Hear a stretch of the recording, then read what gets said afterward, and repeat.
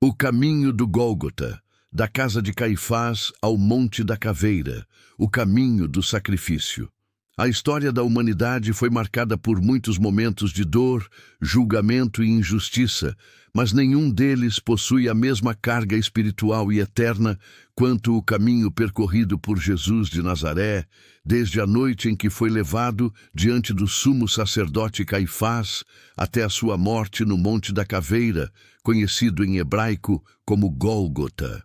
Este percurso não foi apenas físico, mas também espiritual, carregando consigo o peso do pecado do mundo, a injustiça dos homens, a manipulação política e religiosa e o mistério da redenção. Cada passo que Jesus deu, cada palavra que permaneceu em silêncio, cada gota de sangue derramada, construíram não apenas um relato histórico, mas o fundamento da fé cristã. O caminho do Gólgota revela a profundidade do amor divino e a dureza do coração humano, confrontando-nos com a escolha entre a luz e as trevas. 1. O julgamento diante de Caifás e o Sinédrio. Depois da traição de Judas no jardim do Getsêmani, Jesus foi levado preso, amarrado como um criminoso. O grupo de soldados e líderes religiosos o conduziu à casa de Caifás, o sumo sacerdote. Era noite, um julgamento às escondidas feito às pressas, contrariando até as próprias leis judaicas que proibiam julgamentos noturnos. Ali, o Sinédrio reuniu-se para acusar Jesus. Procuraram testemunhas, mas nenhuma acusação se sustentava. O silêncio de Cristo incomodava ainda mais seus inimigos. Finalmente, o sumo sacerdote perguntou diretamente: És tu o Cristo, o Filho do Deus bendito? Jesus respondeu: Eu sou, e vereis o Filho do Homem assentado à direita do Todo-Poderoso e vindo sobre as nuvens do céu.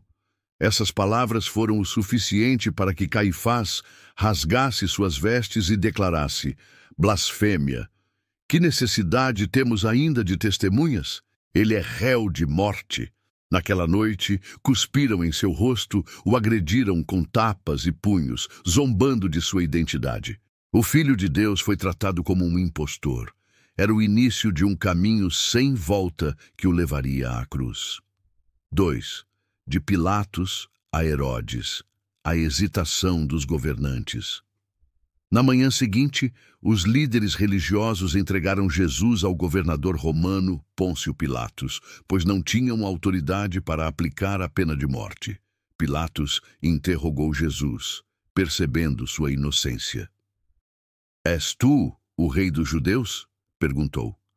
Tu o dizes, respondeu Jesus, sem se defender das demais acusações. A cada momento, Pilatos percebia que não havia crime algum. Contudo, ao ouvir que Jesus era da Galileia, enviou-o a Herodes Antipas, governante daquela região, que estava em Jerusalém. Herodes havia ouvido falar dos milagres de Jesus e esperava ver algum sinal. Porém, Cristo permaneceu em silêncio. Desprezado, foi vestido com um manto escarlate em zombaria e devolvido a Pilatos. Pilatos, ainda sem encontrar culpa, ofereceu libertar Jesus segundo o costume da Páscoa. Colocou diante da multidão 2 homens, Jesus de Nazaré e Barrabás, um criminoso notório, acusado de sedição e homicídio. Qual destes quereis que vos solte? Perguntou Pilatos. Barrabás, gritou a multidão. E que farei então de Jesus chamado Cristo? Crucifica-o! Foi a resposta unânime. Pilatos lavou as mãos diante do povo, declarando-se inocente do sangue daquele justo. No entanto, sua covardia ficou registrada na eternidade, pois permitiu que a justiça fosse distorcida. 3. A flagelação e a coroa de espinhos. Após a sentença, Jesus foi levado pelos soldados para a flagelação. Com chicotes de couro entrelaçados com pedaços de metal e ossos, seu corpo foi rasgado golpe após golpe. A cada estalo do látego, a carne se abria, o sangue escorria e a dor se intensificava. Os soldados, movidos pela crueldade, vestiram-no com um manto púrpura, colocaram uma coroa de espinhos sobre sua cabeça e lhe deram uma vara como se fosse um cetro. Ajoelhavam-se diante dele em zombaria, dizendo: Salve, Rei dos Judeus! Batiam-lhe na cabeça com a vara, fazendo os espinhos penetrarem ainda mais em sua carne. Cuspiram nele e riram. Para eles era apenas mais um condenado. Mas, sem perceber, cumpriam as Escrituras. Ele foi ferido pelas nossas transgressões e moído pelas nossas iniquidades. Isaías 53:5. Quando Pilatos o apresentou à multidão, dizendo: Eis o homem, esperava despertar compaixão. No entanto, a resposta foi ainda mais dura: crucifica-o. 4. A via dolorosa. O caminho até o Gólgota condenado, Jesus recebeu sua cruz para carregar até o lugar da execução. O peso do madeiro, somado ao cansaço da noite em claro, aos açoites e ao derramamento de sangue, tornou o caminho quase insuportável. Ao longo da rua estreita, conhecida hoje como Via Dolorosa, Jesus cambaleava, caía e levantava. Em certo momento, os soldados obrigaram um homem chamado Simão de Cirene a carregar a cruz por ele. Simão, sem saber, se tornava parte da história eterna, ajudando a levar o instrumento de redenção.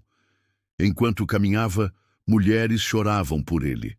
Mas Jesus, mesmo em agonia, disse: Filhas de Jerusalém, não chorem por mim, mas chorem por vós mesmas e por vossos filhos. Essas palavras revelavam que a tragédia que viria sobre Jerusalém em 70 d.C. seria ainda mais terrível. Cada passo até o Gólgota não foi apenas físico, era o peso dos pecados do mundo sendo carregados. O Cordeiro de Deus estava a caminho do sacrifício final. 5. O Monte da Caveira, a crucificação. Finalmente chegaram ao lugar chamado Gólgota, que significa lugar da caveira. Ali pregaram Jesus no madeiro. Pregos atravessaram suas mãos e pés, enquanto ele era erguido entre dois ladrões, cumprindo a profecia. E foi contado com os transgressores. Isaías 53:12. Acima da cruz colocaram a inscrição: Jesus de Nazaré, Rei dos Judeus, escrita em hebraico, grego e latim, para que todos pudessem ler. Os soldados dividiram suas vestes e lançaram sortes sobre sua túnica. O povo passava, zombava, dizendo: Salvou os outros, mas a si mesmo não pode salvar. Um dos ladrões também o insultava, mas o outro reconheceu sua inocência e disse: Jesus, lembra-te de mim quando entrares no teu reino. E Jesus lhe respondeu: Em verdade te digo, hoje estarás comigo no paraíso. Do alto da cruz, Jesus falou 7 palavras que ecoam até hoje. Palavras de perdão, de cuidado com sua mãe, de desamparo diante do Pai, de sede, de consumação e entrega. Ao morrer, o véu do templo se rasgou de alto a baixo, a terra tremeu, rochas se partiram e até sepulcros se abriram.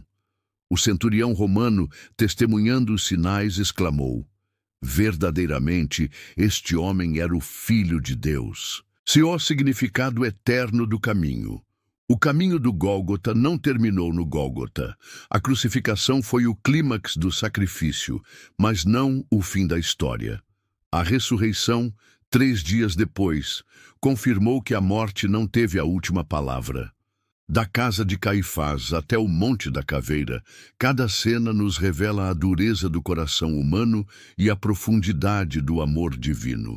O silêncio diante das acusações, a dor da flagelação, o peso da cruz e a entrega final nos ensinam que a verdadeira vitória está na obediência e no sacrifício.